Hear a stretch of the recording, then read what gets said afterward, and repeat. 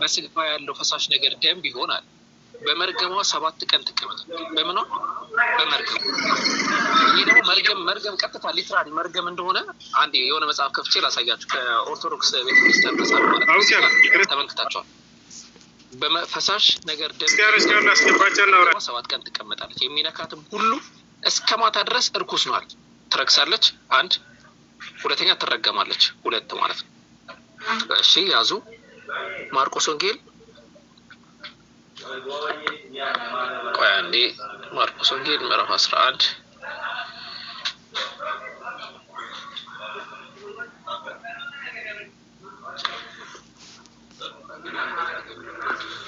የእንትኑን ደግሞ ላሳያችሁ። የምንድን ነበር የሚባለው በአላህ እስቲ የምድርን ደግሞ ላሳያችሁ። ምድር እንዴት እንደተረገመች ማለት ነው። ያው እዚህ ጋር የምትመለከቱት ጥቅስ ላይ ዘፍጥረት ምዕራፍ 2 ላይ ምድር ከሰው ልጆች የተነሳ ከአዳም የተነሳ በአዳም ኃጢአት የተነሳ ምድርን ለዘላለም ረግሜያታል ይላል እግዚአብሔር። እሺ የገባ ሰው አለ መሰለኝ። ታሺ ገብተሃል?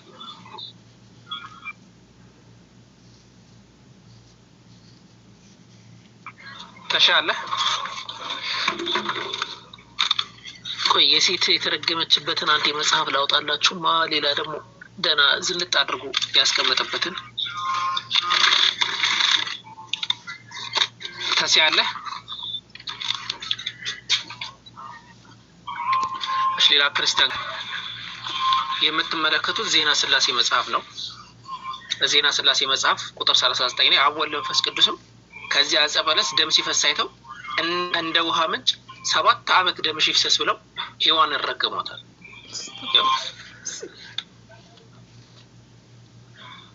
እና ስለ እርግማን ባታወሩ የተሻለ ነው።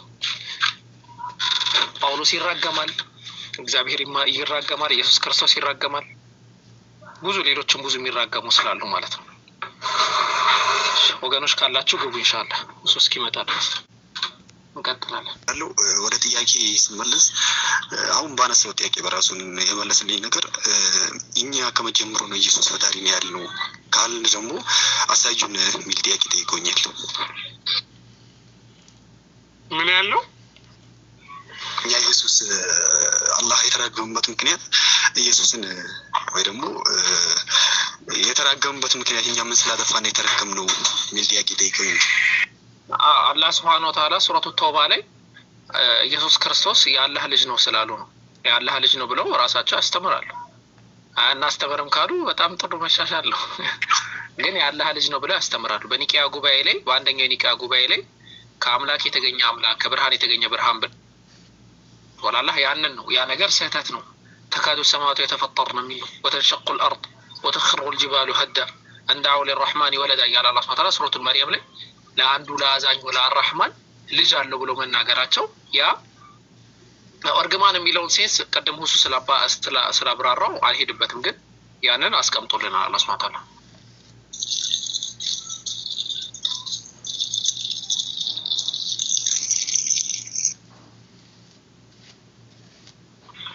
በዛ ደረጃ የምንመለከተው ይሆናል ማለት ነው። ያንን ጥቅስ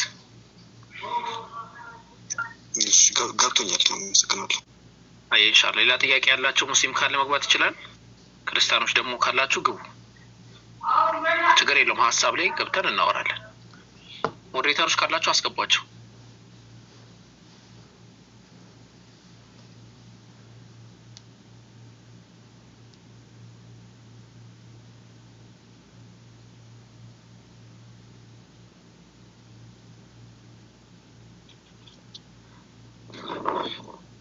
ሀምሶስ ዋል ሰላም ትቀጥያለሽ። አንዴ ይዘር ሀምሶን እንዴት ነው? ሰላም ነህ ወይ? እግዚአብሔር ይመስገን። ሰላም ጤናህ እንዴት ነው? እግዚአብሔር ይመስገን ሰላም ነኝ። ኦርቶዶክስ ነህ ፕሮቴስታንት ነህ? እኔ ኦርቶዶክስ ነኝ። እሺ ዜና ስላሴ የኦርቶዶክስ መጽሐፍ ላይ ሴቶች የእግዚአብሔር ሴቶችን ረገመ ይላል። አብ ወልድ መንፈስ ቅዱስ ሴቶችን ረገሙ ይላል። ረገሙ ሲል መረቁ ማለት ነው። ወይስ እኔ ብዙም እውቀት የለኝም እውነት ለመናገር ለመማር ነው እንጂ አይ ከታች መርገም ምርቃት ነው ወይ ስትል ስለነበረ መርገማቸው እነሱ እየመረቁ ነው ወይ? አሳየኝ ያመጣና እናንበበው ሙሉውን።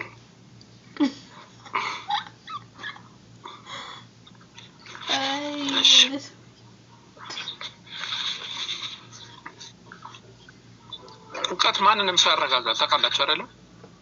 እውቀት ፊት ሁሉም ሰው ሲቆም ይረጋጋል። አሁን እዚህ ቤት ስገቡ ትረጋጋላችሁ ሁላችሁ። እስቲ ልክፈትልህ ያው ዜና ስላሴ እንግዲህ የዜና ስላሴ መጽሐፍ ነው። ዜና ስላሴ መጽሐፍ ነው እንጂ ባይብል አይደለም። ዜና ስላሴ መጽሐፍ ቅዱስ ላይ ከመጽሐፍ ቅዱስ አውጣልኝ። አይ መጀመሪያ ቆይ እኔ እዚህ ላይ ነው ጥያቄ። ወደ መጽሐፍ ቅዱስ ነው እኔ መጽሐፍ ቅዱስ ላይ አውጣልኝ መጀመሪያ። እኮ አልቀበለውም ይሄንን መጽሐፍ በለኝ። እኔ ፕሮቴስታንት ነኝ መጽሐፍ ቅዱስ ብቻ ነው የምለው በልና እንታለው ሲጀመር ኦርቶዶክስ አይ ማለቀውን ያፋራችሁ ላይ ካሳየኝ መጽሐፍ ቅዱስ ላይ አሳየኝ እኮ ይሄንን እንጣለው። አትቀበለውም እኮ የማን ነው ንግግር? እሱ ላይ የጻፈው ማን ነው? ተናጋሪው ማን ነው? እሱ ላይ ካለው ላይ በደንብ ዜና ስላሴ ታዋቂ የሆነ መጽሐፍ ነው። የጻፉት ማን ናቸው ከተባለ ተቆይ ከተርጓሚው ልጀምርልህ። መጽሐፉ የአቡነ ዘርዓ ብሩክ መጽሐፍ ነው። የተረጎሙት ይኸው መምህር ክፍለ ማርያም ደሳለኝ ናቸው። በግዕዝና በአማርኛ የመጽሐፉ ተርጓሚና አዘጋጅ መምህር ክፍለ ማርያም ደሳለኝ ይላል። እናንተ ግን ምናልባት ልክ እንዳልኩ አሁን መጽሐፋችሁን ሁሉ ስለምትክዱት እንደዚህ ፕሮቴስታንት ነው ቆይ አስቀመጥኩት ይሄንን መጽሐፍ። አይ የኦርቶዶክስ የእናንተ ዋና መጽሐፋችሁ ነው፣ ግን ስለምትክዱ ነው። እሺ ምድርን ለምንድን ነው የረገማት? እግዚአብሔር እየመረጠ ነው ባይብል ላይ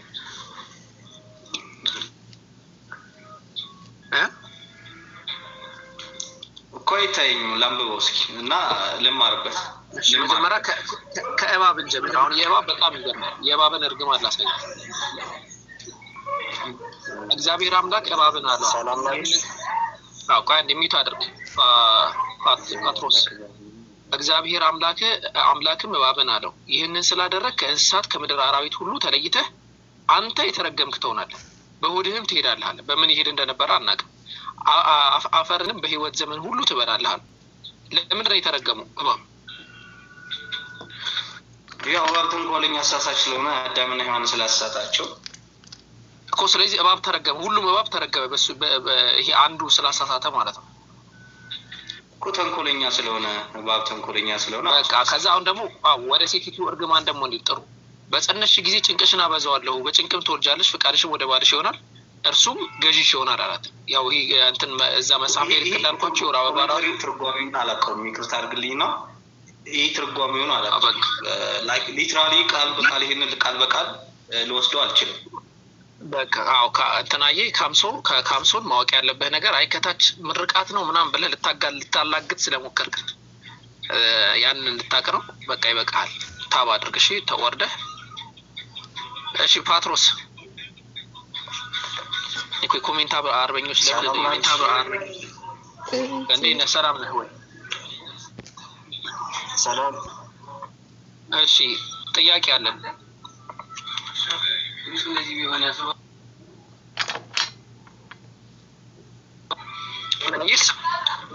ጥያቄ አለን።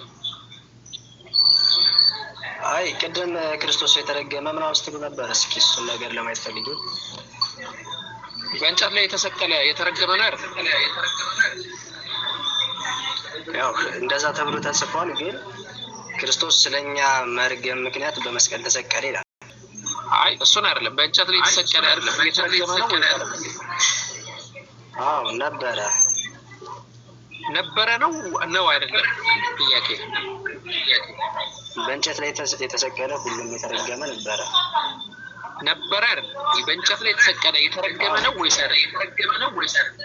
ከክርስቶስ ልደት በፊትና ከክርስቶስ ልደት በኋላ የተለያየ ነው? አሁን ተሰቀላላችሁ ማለት ነው። ከክርስቶስ ልደት በኋላ ስለዛ ጥያቄ በእንጨት ላይ የሚሰቀል የተረገመ ነው ወይስ አይደለም? ምናልባት ታላቁ ቆስጠንጢኖስ ማንወጣ ሮማ ሀገር ላይ ካስቆመው ከታላቁ ወደዛ ፊት ወደዛ ተሰቀሉ ነበር አይደል? ይሄን ታውቃለህ? ወደዛ እንሄዳለን። እሱን ማስረቅ በኋላ ቀጥላለሁ። አሁን የተሰቀለ በእንጨት ላይ የተሰቀለ የተረገመ ነው ወይስ አይደለም? በዚህ ዘመን በእንጨት የሚሰቀልም የለም። ኧረ አልጠየቅኩህም እኔ ስለዚህ ዘመን ምን አልጠየቅኩም። በእንጨት ላይ የተሰቀለ እንደ ባይብሉ መሰረት የተረገመ ነው ወይስ አይደለም? እንደ ሙሴ ሕግ አዎ። የሙሴን ሕግ ኢየሱስ ችሎታል። አልቻለውም። ፈጽሞታል አይደለም? ፈጽሞታል። አዎ ለምሳሌ ግርዘት የሙሴ ሕግ ነው። አዎ ፈጽሞታል። አዎ ኢየሱስ ፈጽሞታል አይደለም? በመገረዝ አዎ በጣም ጥሩ። እንጨት ላይ መሰቀል የሙሴ ሕግ ነው ማለት እርግማን ይሆናል እዛ ላይ የተሰቀለ። ኢየሱስም እዛ ላይ መሰቀል ተረግሟል አይደል? ስለኛ መርገም ነው የሚል ከታች አላነበብኩም እንደ መጽሐፍ ቅዱስ ነው። ስለዛ ጥቅስ አይደለም፣ ስለ ገላትያ አይደለም ማለት ተረግሟል ወይስ ማለት እዚህ ጋር ለክርክር ወይም ደግሞ አሸናፊነትን ለመጎናጸፍ ሳይሆን ከህይወታችን ለማዳን ለማውራት ከፈለግን እንደዛ አይደለም የሚለው። እሺ አንደኛ ኢየሱስ የተረገመ ነው ወይስ አይደለም? ቆይ ወደ ጥቅሱ እንመጣለን። ኢየሱስ በዛ መሰረት እንጨት ላይ የተረገመ ነው ወይስ አይደለም? እሱ በባህሪው የተረገመ አይደለም። በባህሪው የተረገመ ሰው የለም ሲጀመር። አሁን ምን ማለት መሰለህ እንግዳና በስራውም በምንም ይኸው በባህሪው የተረገመ ማንም የለም። እሺ ሌባ ራሱ በባህሪው የተረገመ አይደለም። በባህሪው ሰው ነው፣ ሌባ ሲሆን ነው የሚረገመው።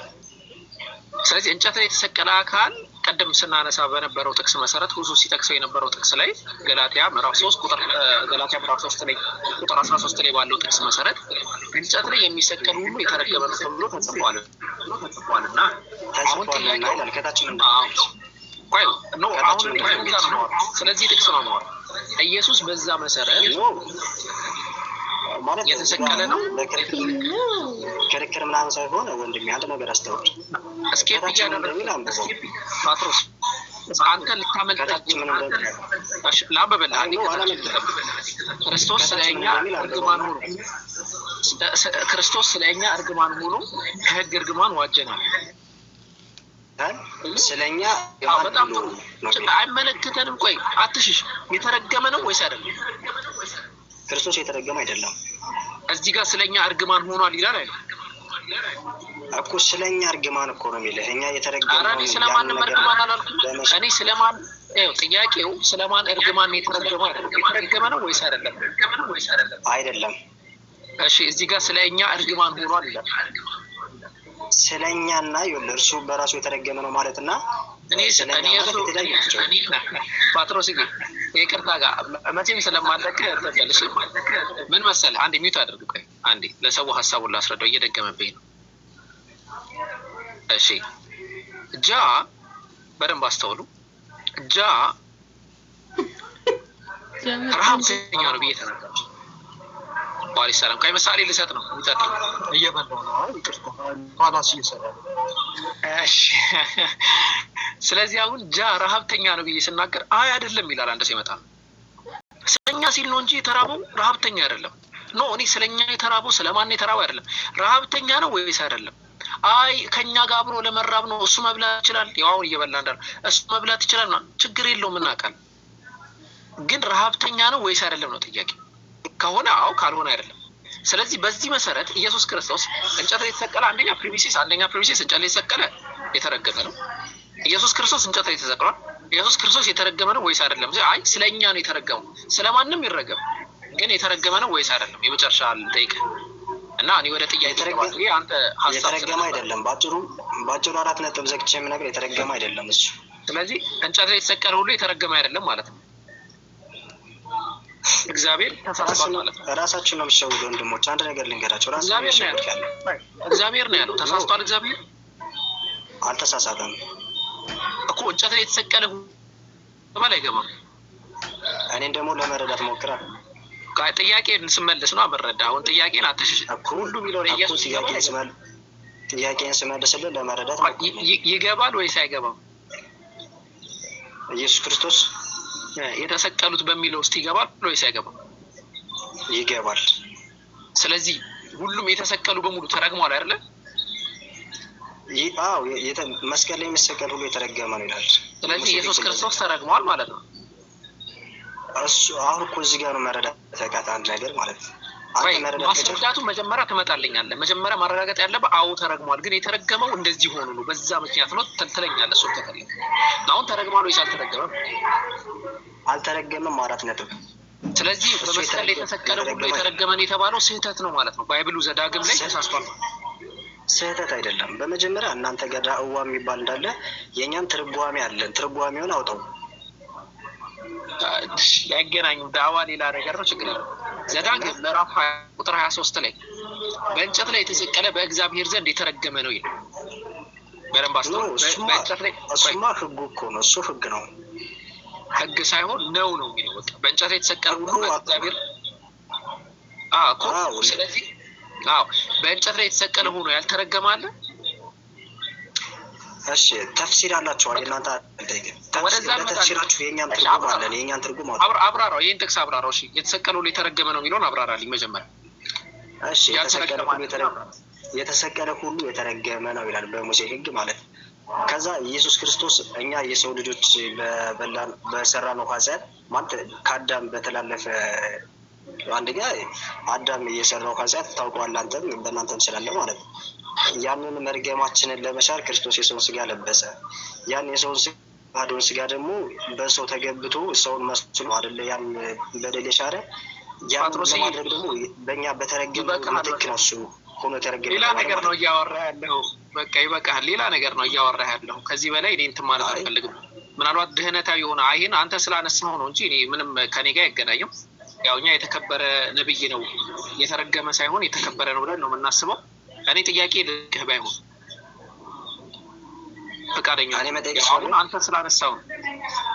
እሺ እድል ሰጥቼ እዚህ ላይ ነው የማወራው አልክ። አሁን ደግሞ ለእኔ አንድ እድል ስጠኝና አንድ ጥያቄ ጠይቃለሁ። ከዛ መልሰህ ትጠይቃለህ። ትጠይቀኛለህ፣ እኔም ጠይቃለሁ እኮ ልጠይቅህ። እሺ ያው ማለት ክርክር ባናደርገው መልካም ነው። አይ ክርክር ሳይሆን ቀለል ያለ በቃ እኛ ድህነታዊ ጥያቄ ነው የምንጠይቀው ሁሌም ማለት ነው።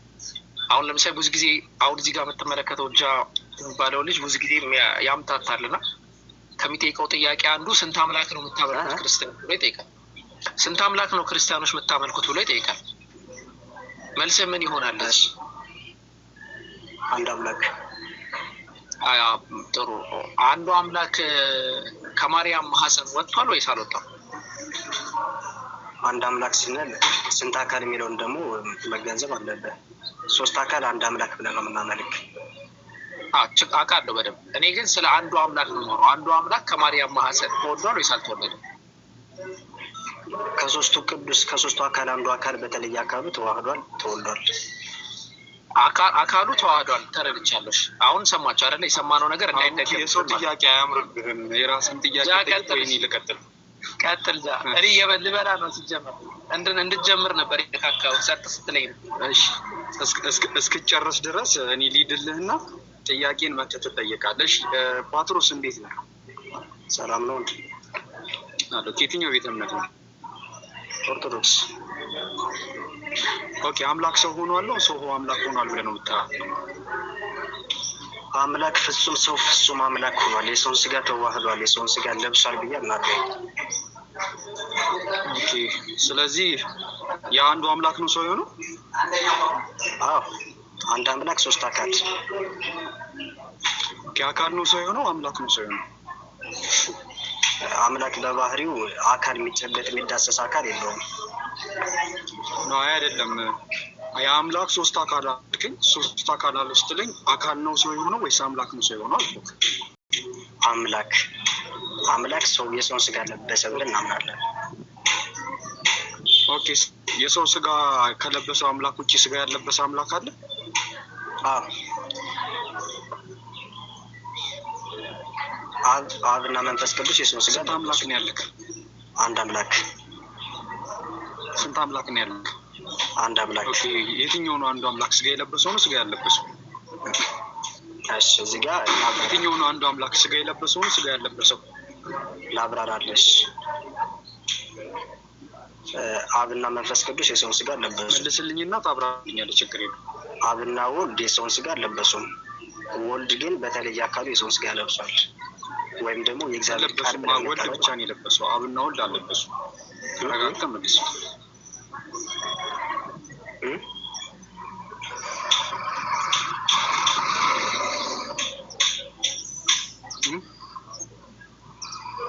መንፈስ ቅዱስ አልለበሱም፣ ወልድ ለብሷል እኮ። የጠየቁ ጥያቄ አንተ አንዱ አምላክ የምትለው ስጋ የለበሰው ነው ስጋ ያለበሰው? ሁሉም አንድ አምላክ ናቸው። ኦኬ፣ ሁሉም ነው ስጋ የለበሱት? እዚህ ጋር ለማወናበድ ምናምን ሳይሆን እንዴት ነው አካላቸውን ብትለኝ መልካም ይመስለኛል። ምክንያቱም ምንም የተረዳው ስለ አካል ጳጥሮስ አሁን ምን መሰለህ የለበሰው ስጋ አካል ቢሆን ስጋ የለበሰ አካል አለ፣ ሁለት ስጋ ያለበሱ አካሎች አሉ ትለኛለህ። ይሄ በቃ ያግባባናል። ግን አንተ ስለ አምላክ ነው እያወራኸኝ ያለው፣ ስለ አካል አይደለም። በአካል ከሆነ ስለዚህ አካል ማለት እንደኔ እና እንዳንተ 1 2 3 ተብሎ የሚቆጠር አካል የላቸውም። አካል ማለት ፐርሰን ማለት አካል ስልክ ቦዲ አይደለም። ቦዲ እና ፐርሰን ላይ እኔ ስለ ፐርሰን ስለ ፐርሰን ከሆነ እንደዛ ከሆነ የእግዚአብሔር መንፈስ የምንለው ወይም መንፈስ ቅዱስ የምንለው እና መገኛቸው የሆነው አብ የምንለው እሱ አለበሱ። ከነሱ ውስጥ አንዱ ቃል እግዚአብሔር ቃል። እሺ ወይ እንትን ጳጥሮስ ቀለል ሳረግልህ እግዚአብሔር ስጋ ለብሶ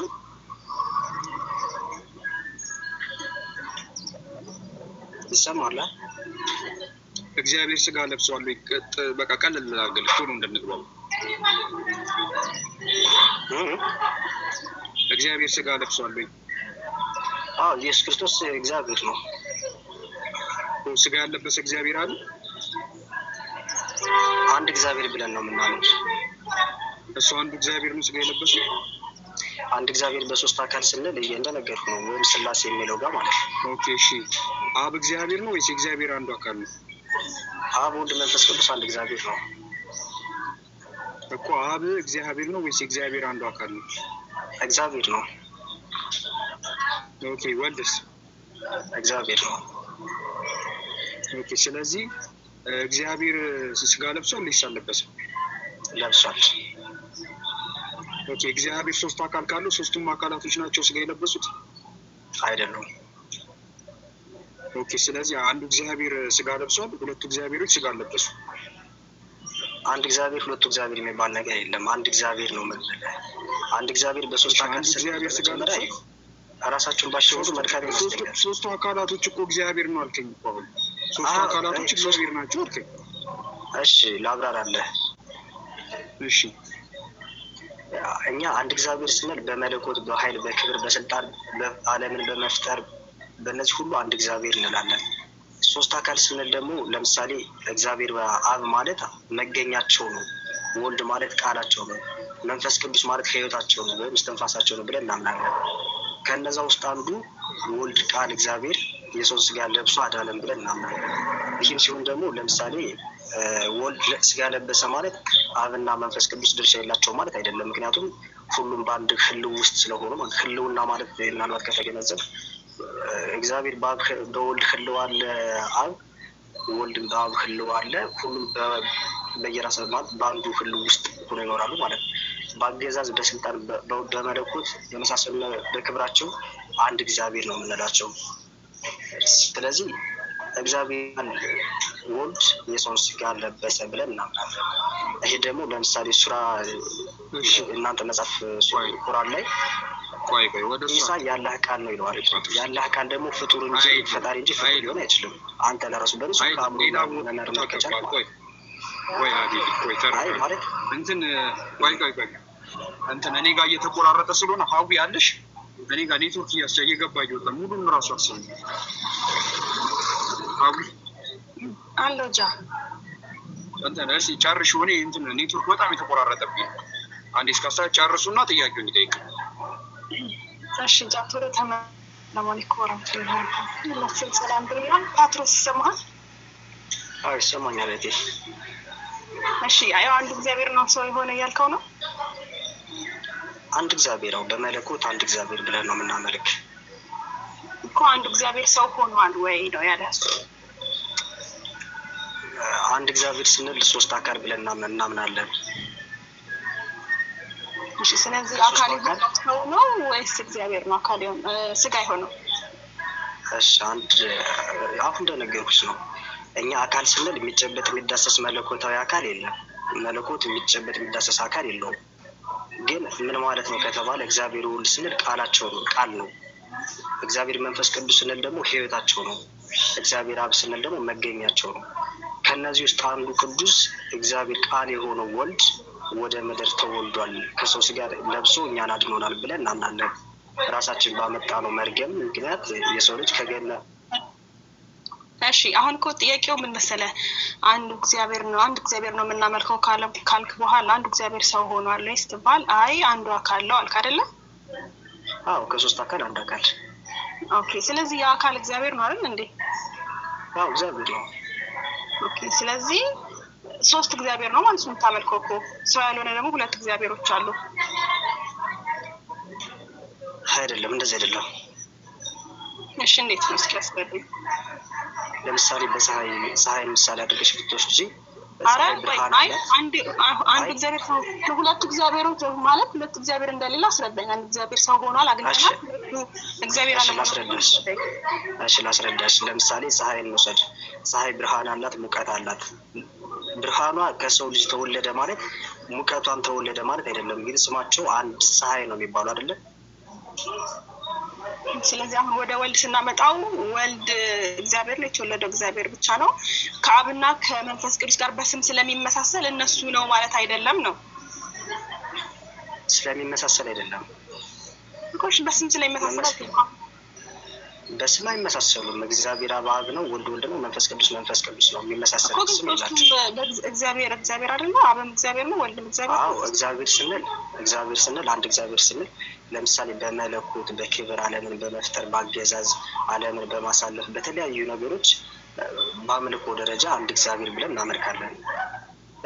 ልዩነታቸው ምንድን ነው ከተባለ ደግሞ ለምሳሌ እግዚአብሔር ወልድ ቃል ነው፣ እግዚአብሔር አብ መገኛቸው ነው፣ እግዚአብሔር መንፈስ ቅዱስ ደግሞ ሕይወታቸው ነው፣ እስትንፋሳቸው ነው። ኧረ አሁን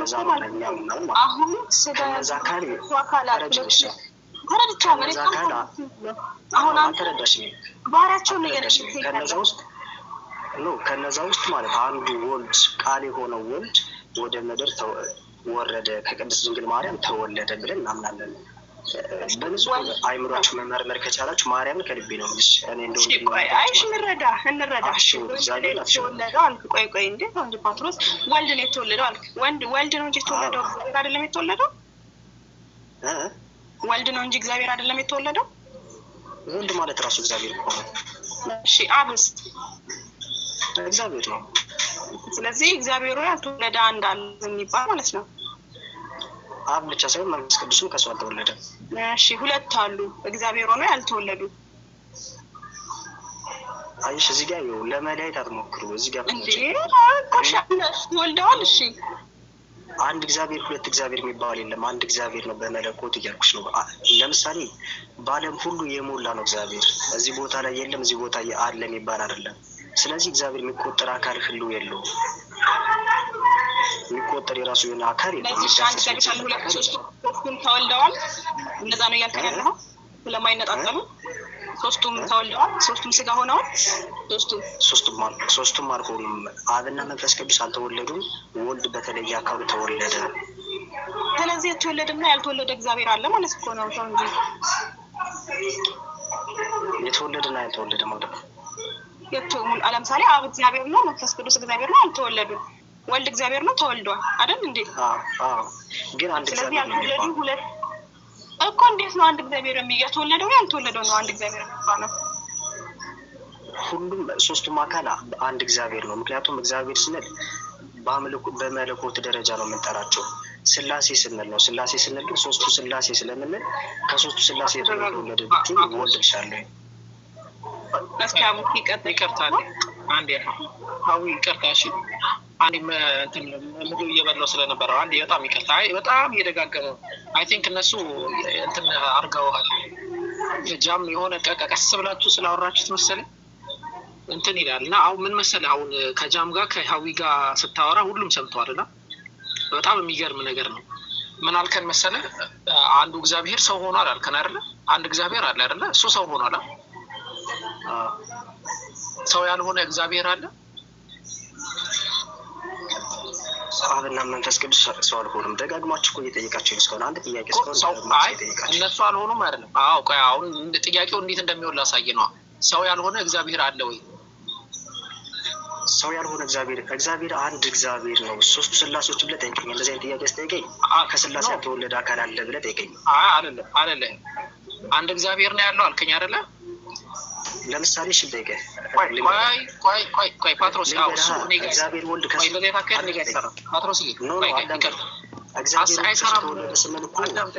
ፓትሮስ በመለኮት ደረጃ ከቅድስት ድንግል ማርያም ሰው ሆነ ማለት አይደለም። በማህፀን ውስጥ ሆነ በዓለም ሁሉ የሞላ ነበረ። ይህም ደግሞ መጽሐፍ ቅዱሳዊ ማስረጃ አለኝ። ኧረ ፓትሮስ ቆይ መረጋጋት እየተሳነ አንተ በፈለግኸው መንገድ ብቻ እየሄድኩ ነው እስካሁን እኔ ሳወራ ፓትሮስዬ ልክ እንደ ቅድሙ ሳይሆን ኖርማሊ እንደዚህ ነው የማወራው። ስለዚህ አሁን ምን መሰለህ አሁን የምልህ ስኬፕ ምንም እንዳታረገው ስለማናልፈው ማለት ነው። አንድ እግዚአብሔር አለ አይደለ? እያረጋገጥክልኝ ነው። ወደኋላ ነው። አንድ እግዚአብሔር አለ አይደለ? አንዱ እግዚአብሔር አስተውል፣ አንዱ እግዚአብሔር ሰው ሆኗል። እንደዚህ ጥያቄ ስጠይቀኝ ስለ አካል እየጠየቀኝ ነው የምልህ። እኛ አንድ እግዚአብሔር ስንል አንድ አካል እያልን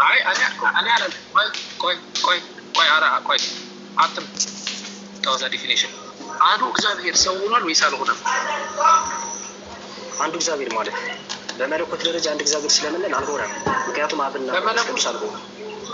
ስለዚህ አንዱ እግዚአብሔር ሰው አልሆነም።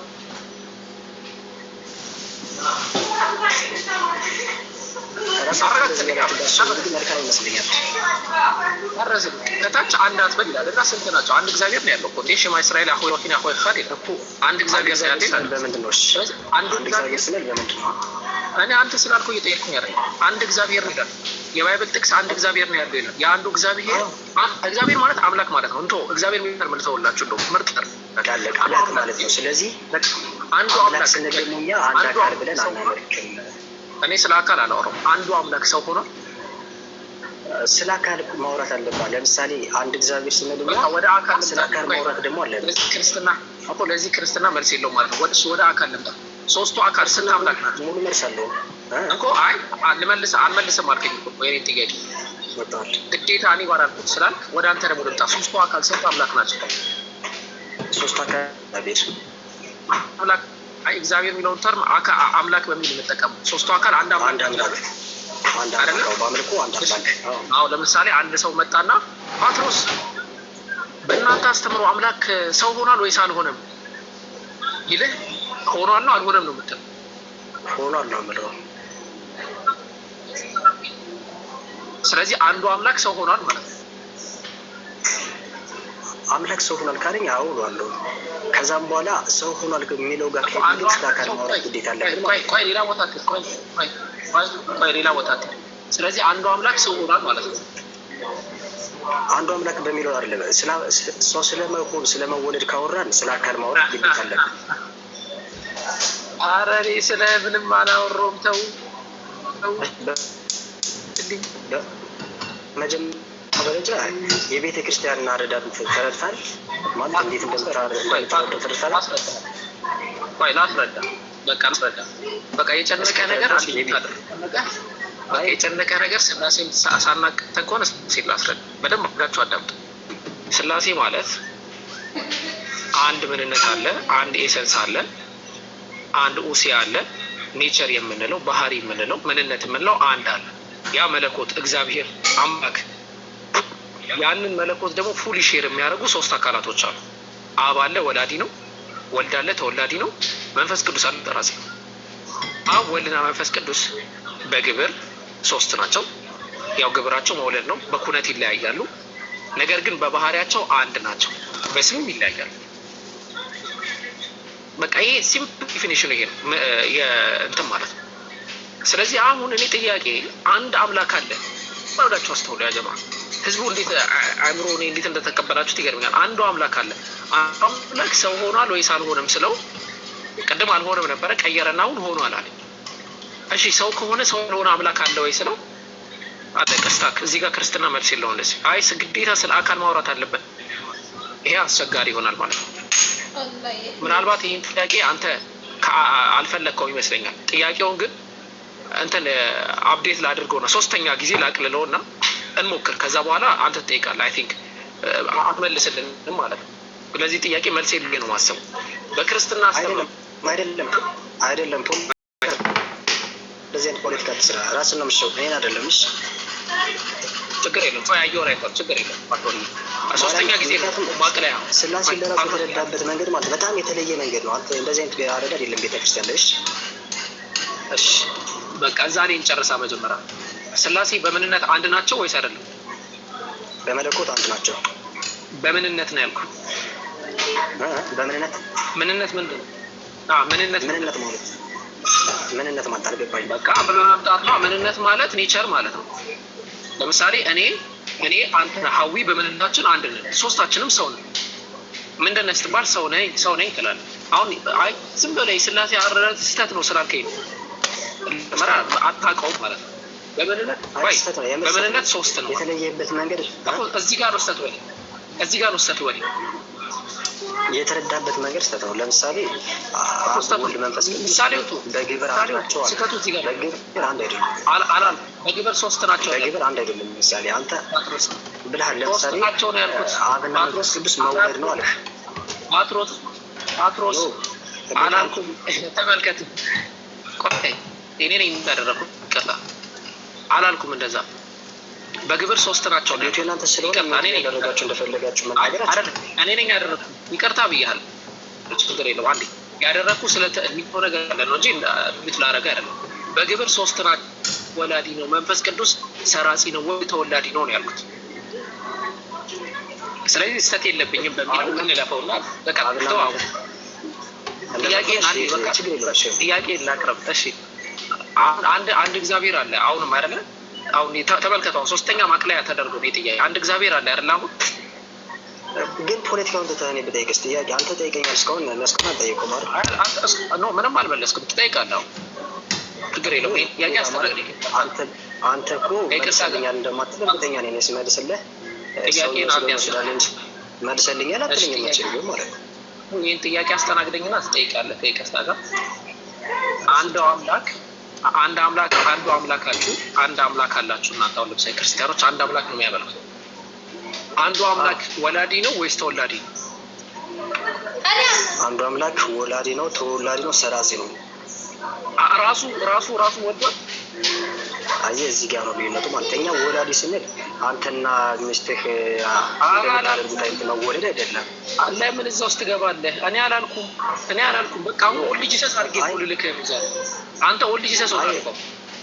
በቃ አንዱ አምላክ ራሱ ተወለደ፣ ሰረጸ እያለ ይሄ ኦል ጂሰስ አስተምሮ ነው። ምርጥ ነው።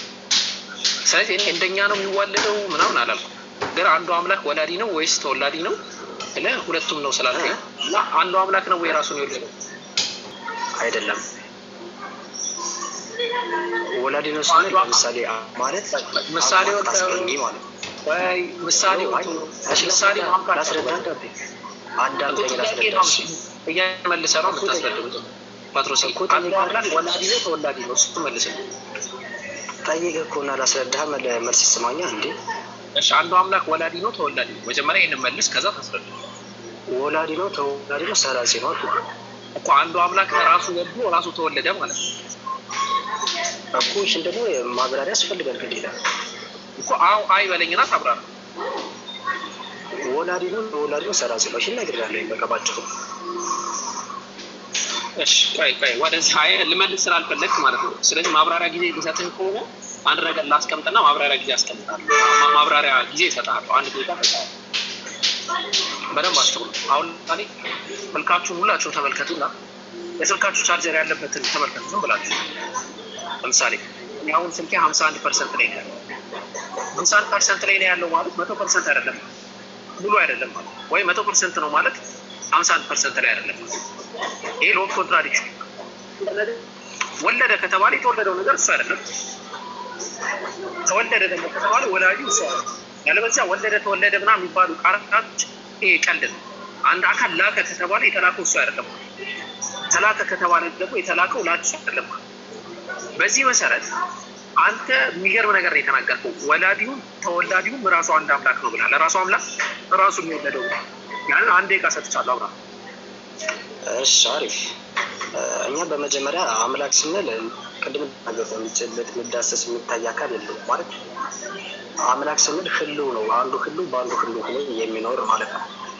አብ ማለት አስገኘ ማለት ሲሆን አባት እንለዋለን። ወልድ ማለት ቃላቸው ነው። ወልድ ቃል እንለዋለን። መንፈስ ቅዱስን ደግሞ ሰራጺ ህይወታቸው ነው እንላለን።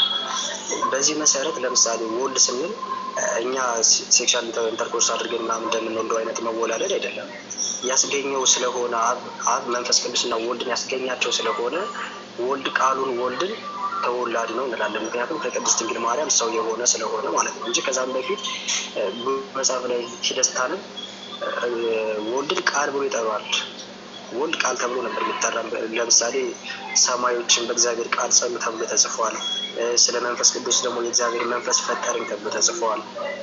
እንደዛ ነው እኛ የምናምነው እንጂ ወለደ ተወለደ ብሎ ማወሳሰቡ ምንም ጥቅም የለውም። ምክንያቱም እኛ ቃልን አስገኝ ስላለው የቃል አስገኝ ራሱ ስላለው ያንን አስገኘውን አባት ብለን እንጠራለን። ቃሉን ደግሞ የተገኘውን ከዛ አካል ወልድ ብለን እንጠራዋለን። መንፈስ ቅዱስን ደግሞ ህይወት ብለን እንጠራዋለን ማለት ነው። ያው እናንተ ደቂቃ አልቋል። እናንተ እንድታዩት ነው። አይታችኋል። ምንም ጥያቄን አልለቀውም። ዝም ብዬ ደቂቃ የሰጠው ወደዛ ነው። አሁን ጥያቄ መለስክልኝ እንደማትለኝ እኮ እርግጠኛ እኮ ነኝ። ያው ከታች ያለው ሰው ብቻ የሚወስደው እንጂ ምንም እንደማለስልህ መለስክልኝ አትለኝም። አሁን አንተ ሄደህ የእንትና መንፈስ ፈጠረኝ እንደዚህ ቃል ነው እሱን አለ አብ ወልድን ወልዶታል ወይስ አልወለደውም? ወልዶታል ስንል ምን አይነት አወላለድ ነው? ዋናው ቁም ነገሩ እኔ ሳራ እሱ አልጠየኩም። እሱ አንዴ ግዴታ ለምሳሌ ለምሳሌ እንደዛ ነው። ምሳሌ ምሳሌ ሳይኖረኝ እንዴት ልጅ ይኖረኛል እንዳለው አይነት ሚስት ምናምን ፈልገን እግዚአብሔር ይመስገን ማለት ነው። በጣም ጥሩ። እኛ ሙስሊሞች ዝንጥ ያለን አራዶች ሁላችንም ማለት ነው። በቃ አሁን ይሄን ነገር ስለተናገረ ወይኔ ምናምን ብለን ወደ ባይብል ምናምን ወደ ቁርአን ምናምን ሄደን እንደዚህ ሚል ምናምን አለ እንዴ ምናምን ብለን አንሄድም። ከይቅርታ ጋር ጥያቄ ብቻ ነው። የኛ አምላክ እንደዛ ፓትሮስ ቆይ ችግር የለውም። አሁን ተረጋጋ በቃ እና ጥያቄን ብቻ መልስ የለውም። ሴክሹዋል ኢንተርኮርስ ብቻ ስላልሆነ ማለት ነው። በጣም አንዱ አምላክ ወላዲ ነው ወይስ ተወላዲ ነው? ወላዲ ነው ተወላዲ ነው። ሁሉም ይኸው 1.3 ሰው ምናምን በጣም ዝቅጥ ያሉ እውቀት ያላቸው ሰዎች ናቸው። ዝም ብሎ አይደለም ይሄ ሰዎች ቢል። ስለዚህ አሁን አንዱ አምላክ ወላዲ ነው ተወላዲ ነው ማለት ነው። አንዱ አምላክ ወላዲ ነው ተወላዲ ነው። አንድ አምላክ ሶስት አካል አለው። አንዱ አምላክ ወላዲ ነው ወይስ ተወላዲ ነው? እኔ ስለ አንዱ አምላክ አንዱ አምላክ ወላዲ ነው ተወላዲ ነው? ስለ አንድ አምላክ እያወራ ነው። ለምሳሌ አንድ ፀሐይ ታስገኛቸው ብርሃኑን ልጅ ብለን ስንጠራው አስገኙን አባት ብለን እንጠራለን።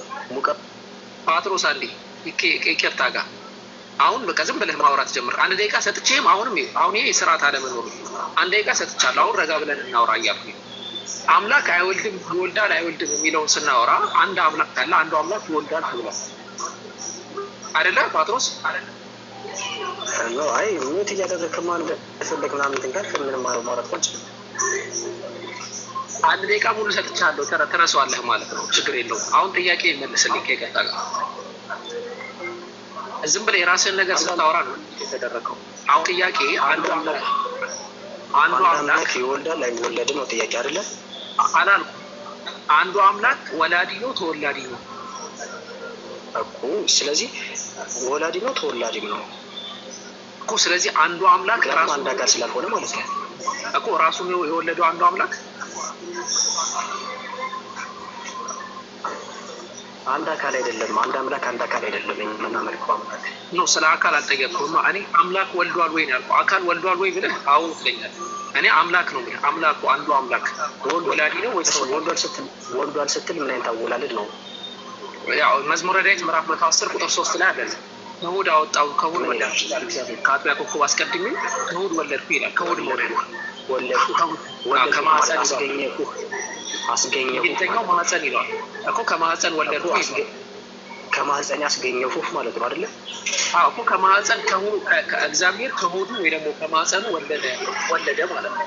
እሱን ነው እኮ። አዎ እስማማለሁ እኮ። ምንም የሚያሸማቅቅ ነገር ምናምን አይደለም። እስማማለሁ። ኧረ ምን ያሸማቅቃል? መጽሐፍ ላይ ያለ ነገር ነው። ባይብል ላይ ያለ ነገር ለምን ትሸማቀቃለህ?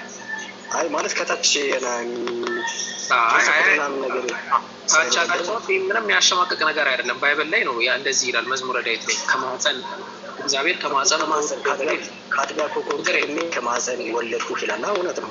ምክንያቱም አስገኘው አብ። ስለዚህ አዎ እኮ የወለደው አንዱ አምላክ የተወለደውም አንዱ አምላክ ነው ወይ? በአካል የተለያዩ ናቸው። አስገኛለ የተገኛለ። ስለዚህ በጣም ጥሩ። ስለዚህ አንዱ አምላክ አስገኛለ የተገኛለ። ስለዚህ አንዱ አምላክ አብ ነው። አንዱ አምላክ አብ ወልድ መንፈስ ቅዱስ እኮ እሺ። አብ ወልድ መንፈስ ቅዱስ ማንን ነው የወለዱት? አንዱ አምላክ ወልዷል ካልከኝ ማንን ነው የወለዱት? አብ ወልድ መንፈስ ቅዱስ። እሺ አሪፍ። አስገኝ አሁንም ስላስገኘ ነው ማውራት ማለት ነው። አብ ወልድን አስገኘው፣ ስለዚህ ወለደው ማለት ነው። እሱ እርስ በርስ ነው። ቆይ እርስ በርስ ይሰሩት እንዴ? ስለዚህ ቆይ አብ አንዱ አምላክ ወለደ ሲባል አብ ሲወልድ አንዱ አምላክ ወለደ ይባላል ማለት ነው። አዎ አብ አንዱን አምላክ አስገኘ ማለት ነው። ወልድ አብ አንድ አምላክ ነው፣ ሌላ አንድ አምላክ አስገኘ ማለት ነው። የምር ራስን ነው የምታታልል እንደዚህ ያልክ ማርያምን ከልቤ ነው እንዴ? በቃ ነው አልኩ። በቃ ጨርስን። ጨርስ ነው እንደዚህ እኔ ስለማለት ቆይ አንዱ አምላክ ይህን ያክል ጥያቄ ጠየቀኝ አንተ። አንዱ አምላክ አብ ሌላ አንድ አምላክ ወለደ አይደለም? እንደዛ ነው ያለኝ። ጀማ ሰምታችኋል? የወለደው አብ ነው አለኝ። አንዱ አምላክ ነው እሱ ማለት ነው። ኧረ እኔ አስገኘው ማለት ነው አይደለም አላልኩም። አንዱ አምላክ የወለደው አንዱ አምላክ ነው ወይ? በመለኮት አንድ አምላክ ናቸው ሁሉም። አንድ አምላክ ናቸው በአመጣጥ አንድ። ለምሳሌ ሽልጠይቀ ከአንተ አካል ልንገርህ ይገኛል አይደል? አሁን በቃ መውረድ ፈልጋለሁ። ማስወረድ ትችላለህ። ካልቻልክ ማስወረድ ትችላለህ። አይ ውለታ ተዋለለት፣ ወላሂ ውለታ ተዋለለት። ውለታ ነው የተዋለለት።